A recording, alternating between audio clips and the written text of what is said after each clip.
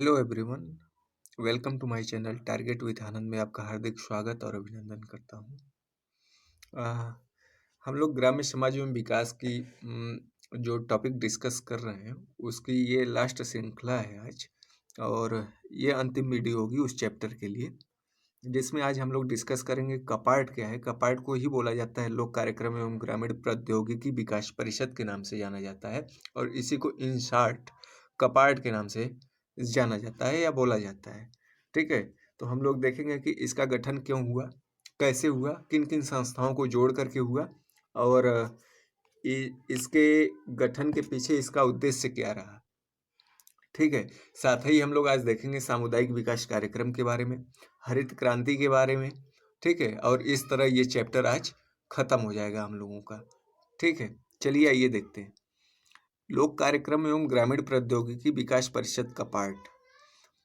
ये है पूरा जो भी लोक कल्याणकारी कार्यक्रम आते हैं ग्रामीणों के टेक्नोलॉजी से रिलेटेड, उनके डेवलपमेंट से रिलेटेड, उसके लिए कपार्ट एक संस्था है। और ये दो संस्थाओं से मिलकर बनी हुई है, उसका अभी हम जिक्र करेंगे। चलिए देख लेते हैं कि लिखा है हाल के वर्षों में गैर सरकारी संगठनों ने भी, यानी जिसको एनजीओ बोला जाता है, नॉन गवर्नमेंटल ऑर्गेनाइजेशन ने भी ग्रामीण क्षेत्रों में विकास कार्यक्रम को लागू करने की पहल की है। जो एनजीओ होते हैं, आप लोग अक्सर सुने होंगे कि ये एनजीओ वो एनजीओ हैं, इस टाइप के नाम। एनजीओ भी आजकल ग्रामीण क्षेत्रों में विकास कार्यक्रम को लागू करने के लिए, अपने दृष्टिकोण से ग्रामीण क्षेत्रों में विकास करने के लिए लगातार प्रयास कर रहे हैं, प्रयासरत हैं। तो उन्होंने जब पहली बार इस कार्यक्रम को लागू करने की पहल की कि हम भी ग्रामीण क्षेत्रों में विकास करना चाहते हैं, तो कई मामलों में इसके लिए उन्हें सरकार से सहायता अनुदान भी प्राप्त हुआ है। तो कपार्ट का उसमें बहुत ही अहम रोल होता है। ये जो आपको कपार्ट संस्था है, यह एनजीओ की हेल्प करेगी, ग्रामीण क्षेत्रों में विकास के लिए वित्तीय मदद भी करेगी, जिसका हम लोग अभी जिक्र करेंगे। तो हाल के वर्षों में गैर सरकारी संगठनों ने भी ग्रामीण क्षेत्रों में विकास कार्यक्रम को लागू करने की पहल की है। कई मामलों में इसके लिए उन्हें सरकार से सहायता अनुदान भी प्राप्त हुआ है। और कपार्ट का मुख्य कार्य ये है कि कार्यक्रम के बजट, ठीक है, कार्यक्रम के बजट में से स्वैच्छिक संगठनों को धन हस्तांतरित करना। ठीक है, और जो SGSY ग्रामीण आवास और पेयजल तथा स्वच्छता योजनाओं के अंतर्गत कार्यक्रम लागू कर रहे हैं। अब इसको इन डिटेल आइए समझते हैं कि क्या कह रहा है। देखिए, ग्राम विकास में तमाम योजनाएं आती हैं ऊपर से, मतलब स्टेट गवर्नमेंट की तरफ से। अब उनको लागू सरकारी संस्थाएं तो करेंगी ही करेंगी, लेकिन जब एनजीओ भी सक्रिय भूमिका अपनी निभाने के लिए पहल शुरू किए कि हम भी ग्रामीण क्षेत्रों में विकास के लिए अपना रोल अदा करना चाहते हैं, तो गवर्नमेंट ने भी सोचा कि इनको भी क्यों ना वित्तीय मदद दी जाए और ये स्वैच्छिक कार्यों को करें, अंजाम दें, ताकि ग्रामीण क्षेत्रों में और तेजी से ग्रोथ हो। ठीक है, तो ग्राम विकास में स्वैच्छिक कार्य को बढ़ावा देने के लिए 1986 में, 1986 में, ठीक है, पूर्ववर्ती people's action for development India, मतलब एक संस्था थी PADI। ठीक है, आइए डिटेल में आज इसको समझ ही लेते हैं।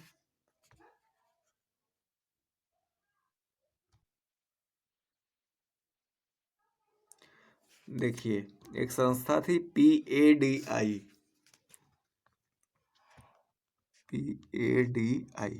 और एक थी कार्ट के नाम से, CART। ठीक है, PADI का मतलब था कि people's action for development India, और कार्ट का मतलब था कि council for advancement of rural technology. इन दोनों को मिला करके एक नोडल एजेंसी का नाम दिया गया, या एक नोडल एजेंसी को बनाया गया, जिसका नाम था कापार्ट, ठीक है, जो आज की हेडलाइन है हम लोगों की, ठीक है, कापार्ट। और इसी को बोला जाता है लोक कार्यक्रम एवं ग्रामीण प्रौद्योगिकी विकास परिषद। इसका गठन किया गया, ठीक है। कब किया गया? 1986 में। 1986 में पूर्ववर्ती मतलब PADI, people's action for development India को और कार्ट को मिला करके कपार्ट की स्थापना की गई। यह एक नोडल एजेंसी है, ठीक है। कपार्ट की स्थापना इस प्रकार से हो गई। अब जहां PADI की स्थापना स्वैच्छिक संस्थाओं को ग्राम विकास के क्षेत्र में सहायता प्रदान करने के लिए हुई थी, मतलब PADI जो स्वैच्छिक संस्थाएं थी, NGO जितने थे, उनकी हेल्प के लिए इसकी स्थापना हुई थी, ठीक है। वहीं पर अगर देखा जाए तो CART जो कार्ट है, इसका भी गठन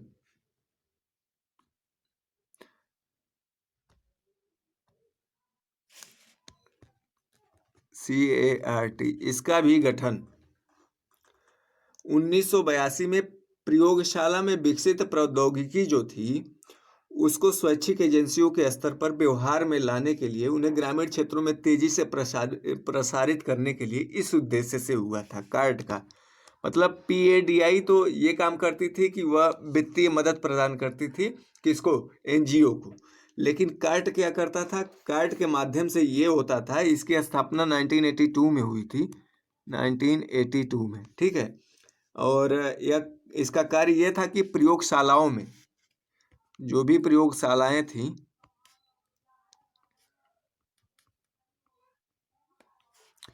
प्रयोगशालाओं में जो भी विकसित प्रौद्योगिकी मतलब डेवलप्ड टेक्नोलॉजी को स्वैच्छिक एजेंसियों के स्तर पर व्यवहार में लाके, मतलब NGO के व्यवहार में, मतलब उन्हीं से क्रियान्वयन कराया जाए कि वो भी प्रयोगशाला के माध्यम से और विकसित जो टेक्नोलॉजी है देश के भीतर, इसका उपयोग करके स्वैच्छिक एजेंसियों अपने लेवल पर इसको व्यवहार में, बिहेवियर में लाकर इन्हें ग्रामीण क्षेत्रों में तेजी से प्रसारित करने के उद्देश्य से किया गया। कार्ट का मतलब ये हो गया। और जब इसके उद्देश्य के बारे में अगर देखा जाए तो कपार्ट का जो उद्देश्य था वह यह था कि कार्यक्रम के बजट में से जो भी सरकार की नीतियां होंगी, जो भी कार्यक्रम सरकार की तरफ से निर्धारित किए जाएंगे, जो भी कार्यक्रम, इसके लिए जो भी पैसा आएगा, ठीक है, जो भी बजट आएगा, तो इसमें से उन स्वैच्छिक संगठनों को, मतलब जो भी NGO होंगे, इन NGO को सहायता करने के लिए धन हस्तांतरित करना। जो SGSY, SGRY ग्रामीण आवास और पेयजल तथा स्वच्छता योजनाओं के अंतर्गत कार्यक्रम लागू कर रहे हैं, उन्हीं को इस NGO के माध्यम से भी कुछ स्वैच्छिक संस्थाओं को जो गवर्नमेंट का बजट होगा, जो अपने कार्यक्रम के लिए बजट लाएंगी, इनमें से कुछ हिस्सा काट करके इस NGO को दिया जाएगा, जो अपने माध्यम से व्यवहारिक स्तर पर प्रयोगशालाओं का उपयोग करके ग्रामीण क्षेत्रों में विकास कार्य को तेजी से फैलाने का कार्य करेंगे, ठीक है। यही कार्ड का मतलब था। पूरा कार्ड को मिलाया गया दो तरीके से, दो एजेंसियों को मिलाकर PADI और CART, इसको मिलाकर के कंबाइंड रूप से कापार्ट बोला गया, ठीक है। इसको कंबाइंड रूप से कापार्ट बोला गया, ठीक है, 1986 में। और इसका उद्देश्य आप लोग जान लिए। कपार्ट के अध्यक्ष की अगर बात कर लिया जाए तो कपार्ट का जो अध्यक्ष होता है वह केंद्रीय ग्रामीण विकास मंत्री होता है। जो भी केंद्रीय ग्रामीण विकास मंत्री होंगे वही कपार्ट के उस समय अध्यक्ष होंगे। और इसमें देख लिया जाए तो ग्राम विकास राज्य मंत्री जो होगा, ये तो केंद्र मंत्री थे, केंद्रीय ग्रामीण विकास मंत्री जो है इसका अध्यक्ष होगा। लेकिन जो राज्य स्तर का मंत्री होगा, ठीक है, जो राज्य मंत्री होगा यह इसके कार्यकारिणी के, ठीक है, कार्यकारिणी समिति का अध्यक्ष होगा। कार्यकारिणी समिति होगी, एक वर्किंग कमेटी होगी, इसके अध्यक्ष होंगे। ठीक है, जो राज्य ग्राम विकास मंत्री होंगे, और केंद्रीय ग्रामीण विकास मंत्री इस कापार्ट के अध्यक्ष होंगे। ठीक है, और साथ ही बात कर लिया जाए तो पंचायती राज संस्थाओं के स्तर पर अगर इसको देखा जाए तो लेखा परीक्षा के रख रखाव को सुदृढ़ करना भी इनका उद्देश्य होता है। कपाट ये भी काम करता है कि पंचायती स्तर पर जो लेखा जोखा होता है सरकार की तरफ से, उसका रख रखाव भी करता है। ठीक है, निगरानी करता है। और 11वें वित्त आयोग की अगर बात करें तो इसी के सिफारिश पर जिन ग्राम पंचायतों के पास लेखा जोखा रखने वाले कर्मचारी नहीं थे, ठीक है, लेखा जोखा करने वाले कर्मचारी नहीं थे, वे इस काम को अनुबंध के आधार पे, मतलब कॉन्ट्रैक्ट बेसिस पे करवा सकते हैं। इसी के लिए ग्राम पंचायत में प्रति वर्ष 4,000 रुपये व्यय कर सकती है। कोई भी ग्राम पंचायत को ये अधिकार है कि अपने ग्राम पंचायत क्षेत्र में लेखा जोखा को नियंत्रित करने के लिए, हिसाब किताब लगाने के लिए वह अलग से 4,000 रुपये के वेतनमान पर किसी को नियुक्त कर सकता है। ये इतना अधिकार ग्राम पंचायत के मुखिया को होता है। ठीक है, चलिए आगे देखते हैं अब सामुदायिक विकास कार्यक्रम।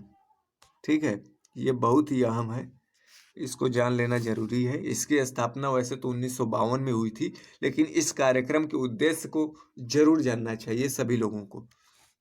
ठीक है, सामुदायिक विकास कार्यक्रम स्वतंत्रता के बाद अक्टूबर 1952 में लागू किया गया था। ठीक है, और जो पहला प्रमुख ग्राम विकास कार्यक्रम था, जिसके प्रमुख उद्देश्य निम्नलिखित हैं। इसके 4 उद्देश्य दिए गए हैं। ठीक है, ये 4 उद्देश्य जान लीजिए कि इसके उद्देश्य क्या थे। इसके चारों उद्देश्य जानना जरूरी है।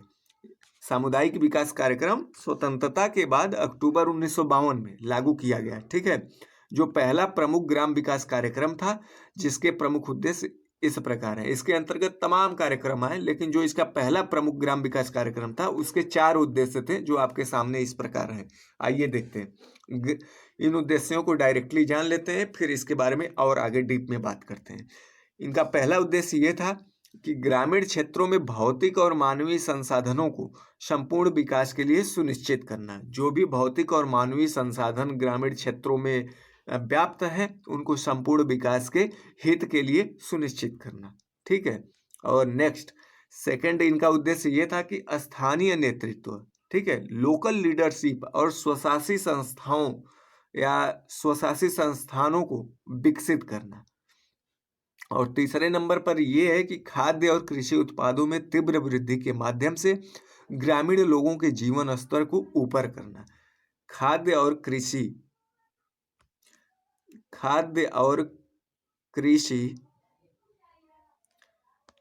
में तीव्र वृद्धि के माध्यम से, मतलब कृषि को डेवलप्ड करके, कृषि उत्पादों को डेवलप्ड करके, कृषि में उत्पादन क्षमता बढ़ा करके ग्रामीण लोगों के जीवन स्तर को ऊपर करना। मतलब उनकी इनकम अगर सुधार हो जाएगी कृषि के माध्यम से, किसानों की इनकम अगर बढ़ जाएगी, तो जाहिर सी बात है कि उनके जीवन स्तर में भी विकास होगा या देखने को मिलेगा। चौथा और इनका लास्ट उद्देश्य ये था, लोगों की मानसिक सोच को परिवर्तित करना, लोगों के मैंडेट को परिवर्तित करना। ठीक है, और उनमें उच्च मानकों को प्राप्त करने के लिए प्रेरित करना।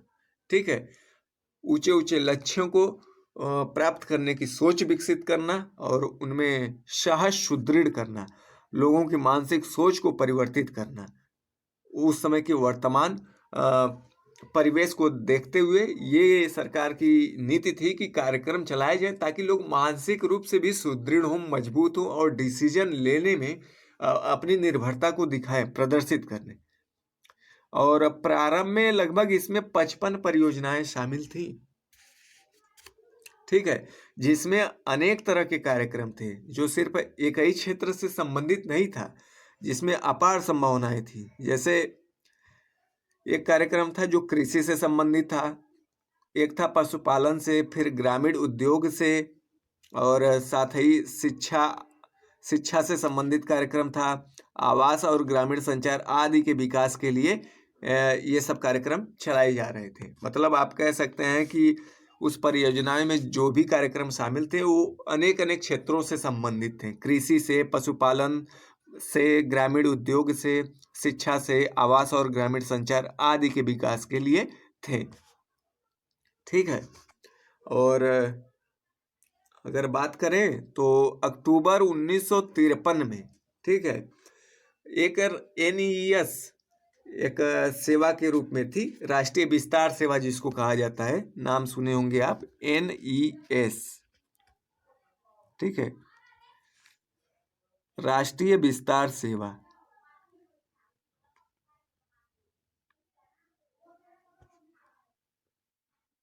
राष्ट्रीय विस्तार सेवा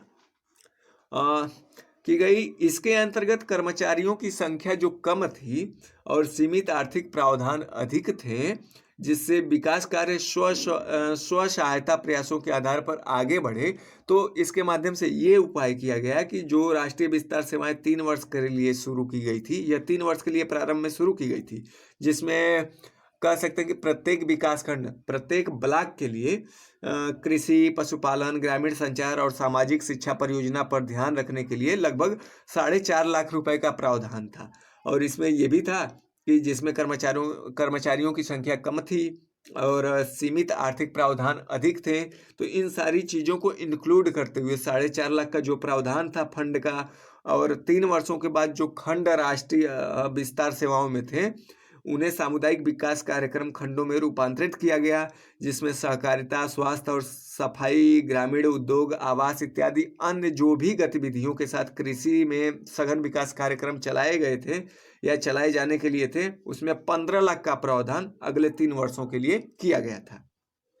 ठीक है, 4.5 लाख से उसको बढ़ाकर 15 लाख किया गया अगले 3 वर्षों के लिए, और सघन विकास कार्यक्रम चलाए जाने की योजना लाई गई।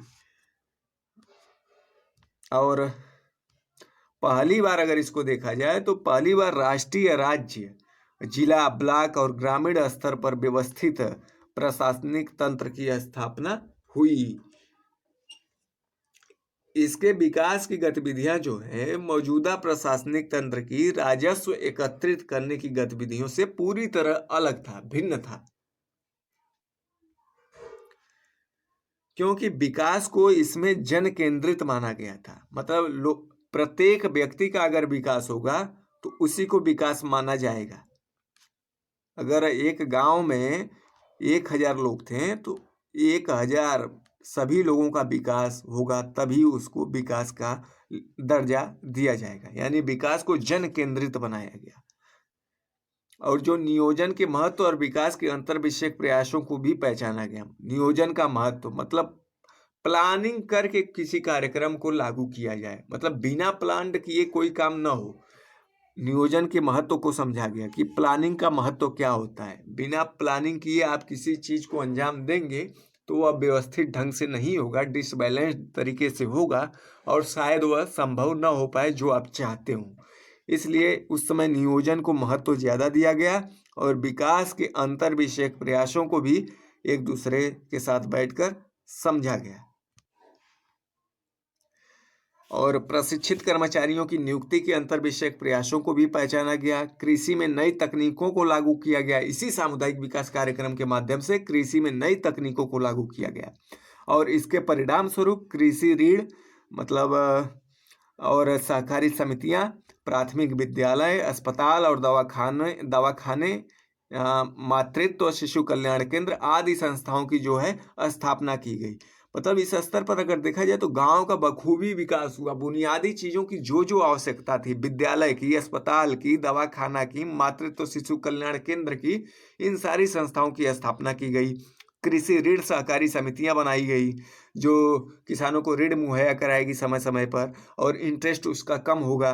कृषि में नई तकनीकों को लागू किया जाएगा और प्रशिक्षित कर्मचारियों की नियुक्ति की जाएगी जो ट्रेंड हों और नियोजन के महत्व को समझा जाएगा और तभी कोई कार्यक्रम लागू किया जाएगा ग्रामीण स्तर पर। ठीक है, इस प्रकार से सामुदायिक विकास कार्यक्रम अपने आप में बहुत ही क्रांतिकारी कार्यक्रम था जो ग्रामीण स्तर पर या यूँ कह लीजिए कि ज़मीनी स्तर पर बहुत ही अच्छा ये कार्य किया है, जिसके माध्यम से गाँव का विकास हो सका इसके माध्यम से। इसके अस्पतालों के माध्यम से, दवाखानों के माध्यम से, विद्यालय के माध्यम से और मातृत्व शिशु कल्याण केंद्र के माध्यम से और किसानों के लिए ऋण मुहैया कराने वाली जो संस्था बनी, सहकारी समितियाँ बनी, उनके माध्यम से। चलिए आइए देखते हैं आगे, हरित क्रांति की अवस्था। वैसे तो हरित क्रांति भारत में लगभग पूरी तरह से कहा जाए तो 1966 से शुरू हुई या लागू हुई, लेकिन उससे पहले यह प्रायोगिक तौर पे 1960 और 61 के मध्य में ये एक बार ट्रायल बेसिस पे या यूं कह लीजिए कि प्रोजेक्ट मॉडल के तहत अपनाई गई थी और जब सक्सेस हुई तो इसे पूरे देश में 1966 में लागू किया गया। थोड़ा सा इसके बारे में भी जानेंगे, हरित क्रांति की अवस्था या स्थिति। हरित क्रांति भारत में कृषि उत्पादन एवं उत्पादकता में तीव्र वृद्धि लाकर, ठीक है, उत्पादन एवं उत्पादकता में तीव्र वृद्धि लाकर भारत को खाद्यान्न क्षेत्र में आत्मनिर्भर बनाने हेतु अनेक कार्यक्रमों का एक समुच्चय है, ठीक है। इसके अंतर्गत अनेक कार्यक्रम है और उनका कार्य क्या है कि भारतीय कृषि में, यानी हरित क्रांति का ये उद्देश्य है कि भारतीय कृषि में उत्पादन एवं उत्पादकता में तीव्र वृद्धि लाकर भारत को खाद्यान्न क्षेत्र में आत्मनिर्भर और सशक्त बनाने का एक कार्यक्रम है, ठीक है। इसके माध्यम से खाद्यान्न के क्षेत्र में भारत को आत्मनिर्भर बनाना।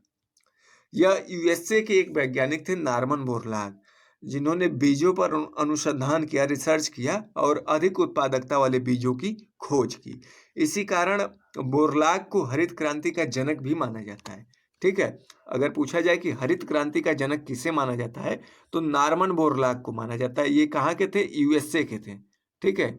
ये यूएसए के हैं और इन्होंने क्या किया कि अधिक उत्पादकता वाली बीजों का रिसर्च किया, अनुसंधान किया। भारत में हरित क्रांति के जनक कौन माने जाते हैं अगर पूछा जाए तो एमएस स्वामीनाथन, ठीक है। कौन? एमएस स्वामीनाथन, ठीक है। इन्होंने मैक्सिको की पद्धति को भारत में भी अपनाने पर बल दिया तथा भारतीय कृषि को आत्मनिर्भर बनाने की नींव रखी। नॉर्मन बोरलॉग ने यूएसए में जो काम किया, एमएस स्वामीनाथन ने उसी काम को इंडिया में किया, ठीक है। उसी काम को इंडिया में किया और भारतीय कृषि को आत्मनिर्भर बनाने की नींव किसने रखी इंडिया में? तो एमएस स्वामीनाथन, ठीक है। प्रायोगिक तौर पर वर्ष 1960-61 में गहन कृषि जिला कार्यक्रम के तहत इसे अपनाया गया था। किस कार्यक्रम के तहत? गहन कृषि जिला कार्यक्रम। 1960-61 में गहन कृषि जिला कार्यक्रम के तहत इसे अपनाया गया था हरित क्रांति को और 1966 में मतलब अपनाया गया तो कब? पायलट प्रोजेक्ट के तहत, ठीक है।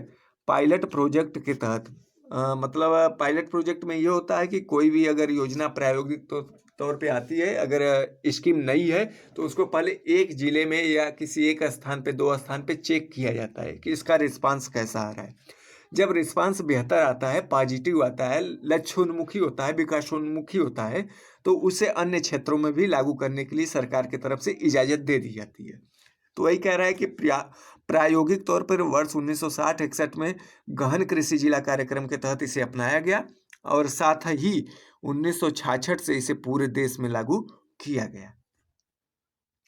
हरित क्रांति प्रारंभिक रूप से अगर देखा जाए तो यह गेहूं तक ही सीमित थी। जब पहली बार यह आई थी 1960-61 में और 1966 की अगर बात करें तो यह गेहूं तक इसका गेहूं के उत्पादन पे इसका फोकस था। गेहूं के उत्पादन पे और उत्पादकता पे फोकस था, लेकिन समय के बदलते चक्र के साथ साथ बाद में इसे चावल तक विस्तारित किया गया। चूंकि हरित क्रांति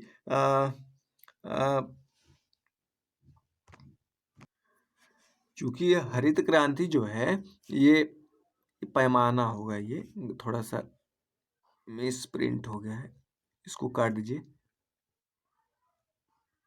पैमाना, ठीक है, पैमाने के प्रति उदासीन थी।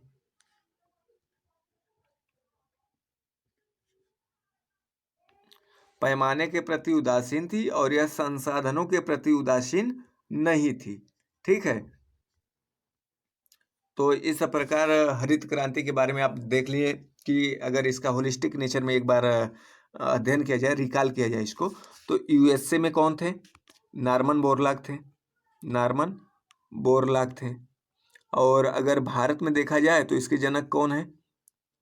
भारत में एमएस स्वामीनाथन है। एमएस स्वामीनाथन है।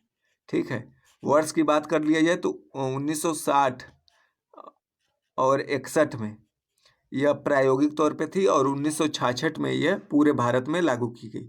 पहले यह गेहूं ओरिएंटेड थी, गेहूं के प्रति इसके रुझान ज़्यादा थी और बाद में इसको चावल तक भी लाया गया, गेहूं चावल तक लाया गया, पहले गेहूं तक सीमित थी।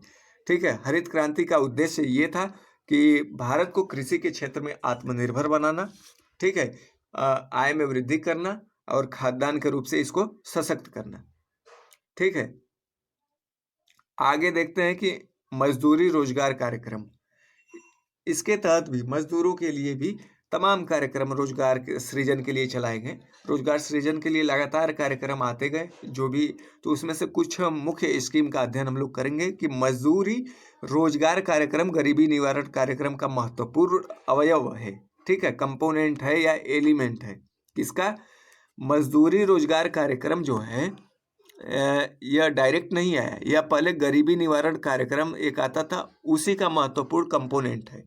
ठीक है, गरीबी निवारण के नाम से आता था, बाद में उसका नाम चेंज करके मजदूरी रोजगार कार्यक्रम रख दिया गया, जिसका लक्ष्य ये था कि कृषि के मौसम के बाद खाली समय में, अब हमेशा तो कृषि होती नहीं है, मान लीजिए बीज उज बो दिए, उसके बाद खाली है जब तक फसल तैयार ना हो जाए, तो वही कह रहा है कि इसका लक्ष्य ये था कि कृषि के मौसम के बाद खाली समय में और बाढ़ व सूखे व अन्य प्राकृतिक आपदाओं के समय में भी रोजगार के अवसर उपलब्ध कराना था। जिस समय किसान खाली थे, फसल को बोने के उपरांत, काटने से पहले, या कोई आपदा आ जाती थी जिसको सूखा कहा जाता था, बाढ़ या अन्य कोई प्राकृतिक आपदा आ जाती थी, तो उस समय जो भी लोग खाली थे उनको कहीं ना कहीं रोजगार सृजन के माध्यम से और इन स्कीम के माध्यम से, मजदूरी रोजगार कार्यक्रम या गरीबी जो पहले चलती थी गरीबी निवारण कार्यक्रम, इन सभी के माध्यम से उनको रोजगार मुहैया कराया जाए। ठीक है। राष्ट्रीय ग्रामीण रोजगार कार्यक्रम NREP और ग्रामीण भूमिहीन रोजगार गारंटी कार्यक्रम, इसका अर्थ समझिए। राष्ट्रीय ग्रामीण रोजगार कार्यक्रम, ठीक है, राष्ट्रीय ग्रामीण रोजगार कार्यक्रम मतलब ग्रामीणों के लिए रोजगार कार्यक्रम NREP ये चलता था। और ग्रामीण भूमिहीन रोजगार कार्यक्रम, गांव में जो लोग जिनके पास भूमि नहीं थी, भूमिहीन थे, उनके लिए भी रोजगार गारंटी कार्यक्रम REGP, जो REGP था, ठीक है, को 6वीं व 7वीं पंचवर्षीय योजना में प्रारंभ किया गया। कब इसको प्रारंभ किया गया? NREP और REGP को 6वीं और 7वीं पंचवर्षीय योजना के माध्यम से इन दोनों को प्रारंभ किया गया। इन दोनों कार्यक्रमों को अप्रैल 1989 में जवाहर रोजगार योजना के साथ विलय कर दिया गया, मिला दिया गया, इनको इन्वॉल्व कर दिया गया, दोनों को मिला दिया गया। कौन कौन? NREP REGP दोनों को मिला करके 1989 में जवाहर रोजगार योजना के साथ मर्ज कर दिया गया। ठीक है। और प्रारंभ में जवाहर रोजगार योजना के अंतर्गत अगर देखा जाए तो इंदिरा आवास योजना व 10-10 लाख जो कुओं को खोदने की स्कीम थी, ये सम्मिलित थी। ठीक है। पानी के लिए उस समय कुएं पे जोर ज्यादा दिया जाता था, तो एक योजना आई थी कि प्रारंभ में जो जवाहर रोजगार योजना के तहत आई थी कि इंदिरा आवास योजना लाया जाए, सभी को मतलब ग्रामीणों को रोजगार आवास दिया जाए और साथ ही 10 लाख कुओं को खोदने की और जो खराब कुएं थे उनके पुनरुद्धार के लिए, ठीक है, सरकार के तरफ से स्कीम चलाई जा रही थी। तो उसमें 10 लाख कुओं का लक्ष्य रखा गया था और इंदिरा आवास योजना के नाम से था। जवाहर रोजगार योजना के अंतर्गत इनको शामिल कर लिया गया था। किनको किनको? NREP और REGP। ठीक है, इन दोनों को जवाहर रोजगार योजना के अंतर्गत सम्मिलित कर लिया गया 1989 में। और साथ ही इनका लक्ष्य ये था कि इंदिरा आवास योजना भी सबको मिले और 10 लाख कुओं का भी सुदृढ़ीकरण हो और या नए 10 लाख कुओं का खोदा जाए और उनका संचालन किया जाए। ठीक है। इन दोनों योजनाओं को, जो जो योजना हम दोनों देखें कि इनको मर्ज किया गया था जवाहर रोजगार योजना में, NREP और REGP को। फिर इनको आगे चल करके 1996 में, 1996 में, ठीक है, 1996 में इनको दो स्वतंत्र अलग अलग, ठीक है, अलग अलग स्कीम का रूप दे दिया गया। पहले तो मर्ज किया गया 1989 में, ठीक है, लेकिन 1996 में, 1996 में इन दोनों को फिर अलग अलग स्कीम का रूप दे दिया गया, ठीक है। साथ ही अगर ये भी देखा जाए तो जवाहर रोजगार योजना किस लिए था, थोड़ा इसका उद्देश्य पर अगर बात कर लें तो ये है कि बेरोजगारों और कम रोजगार वाले ग्रामीणों के लिए जो अर्थपूर्ण रोजगार के अवसर उत्पन्न कराने के लिए आर्थिक ढांचे थे, वह सामुदायिक व सामाजिक संपदा उत्पन्न करने के लिए प्रारंभ किया गया था, ठीक है। मतलब बेरोजगारों और कम रोजगार वाले ग्रामीणों के लिए यह अर्थपूर्ण रोजगार मुहैया कराने का कार्य किया जाता था इसके माध्यम से, ठीक है। साथ ही जो जवाहर रोजगार योजना थी अपनी सहयोगी स्कीमों के साथ, जो और भी इसके साथ सहयोगी स्कीम थे उनके साथ रोजगार की उत्पत्ति करना, वास्तविक मजदूरी में वृद्धि और उपयोगी सामुदायिक संपदा के निर्माण का कारण बनी, ठीक है। इनके 2-3 उद्देश्य भी थे जिसको जान लेना ज़्यादा जरूरी है कि जवाहर रोजगार योजना जो थी यह रोजगार की उत्पत्ति के लिए, रोजगार सृजन के लिए ही ज़्यादा जानी जाती थी। रोजगार सृजन इसका मुख्य उद्देश्य था, रोजगार सृजन करना। साथ ही वास्तविक मजदूरी में वृद्धि करना, लोगों का जो वेतनमान था, दैनिक मजदूरी जो थी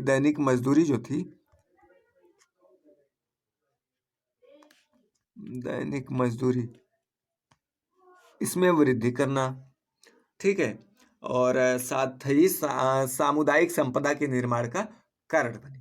जो भी सामुदायिक संपदा थी, ठीक है, जैसे हॉस्पिटल, विद्यालय और सहकारी समितियां, इन सबों के निर्माण का ये कारण बना, ठीक। और समेकित ग्राम विकास कार्यक्रम भी इसके तहत चलाए गए बाद में। इसके विपरीत यह स्वलक्षित कार्यक्रम था जिसका लाभ जनसंख्या के निचले तबकों को हुआ। समेकित ग्राम विकास कार्यक्रम एक चलाया गया था जिसका लाभ उन्हीं को मिला, जनसंख्या के निचले तबकों के लोगों को हुआ, और इसमें उत्पन्न रोजगार को लगभग 47% से ज़्यादा लाभ अनुसूचित जाति और जनजाति के लोगों को हुआ। ये एक डाटा निकल के आता है, 47%।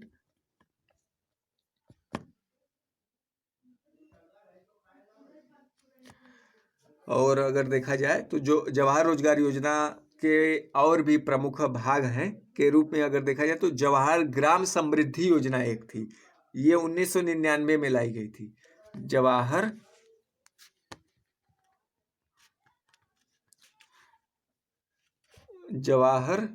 ग्राम समृद्धि योजना,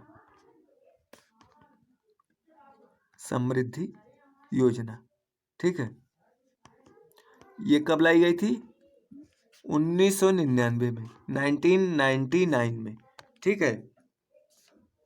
यह ग्रामीण आर्थिक ढांचे के पुनर्निर्माण का कार्यक्रम है जिसका द्वितीयक लक्ष्य रोजगार उत्पत्ति करना था, ठीक है। ये भी रोजगार सृजन से ही संबंधित थी, जवाहर ग्राम समृद्धि योजना, ठीक है। इस प्रकार से हम लोग सारी योजनाओं को देख लिए कि जो रोजगार परक योजनाएं थे, जवाहर रोजगार योजना, जवाहर ग्राम समृद्धि योजना, ठीक है, उसमें NREP और अन्य योजनाओं को RLEGP को देख लिया हम लोगों ने, ठीक है। तो इस कार्यक्रमों का लक्ष्य यही था कि खाद्यान्न सुरक्षा और मजदूरी में बढ़ोतरी हो, रोजगार सृजन हो, ठीक है। तो आज हम लोगों का ये 3 चैप्टर जो हम लोग कवर किए, हरित क्रांति को कवर किए, सामुदायिक विकास कार्यक्रम को कवर किए, और लोक कल्याणकारी जो कार्यक्रम मजदूरों से संबंधित जो भी कार्यक्रम चलाए जाते थे उन सारे टॉपिक या पॉइंट्स को हम लोग आज कवर किए। हम लोग आज इसको कवर करते हुए, और पिछली 2 वीडियो को अगर इंक्लूड किया जाए तो ये चैप्टर आज खत्म होता है। और अब हम लोग लाएंगे नेक्स्ट वीडियो, और आप लोग इसे देखिएगा, जरूर देखिएगा, नोट्स तैयार करिएगा इससे, और चैनल को जरूर सब्सक्राइब करिएगा। धन्यवाद आप सभी का।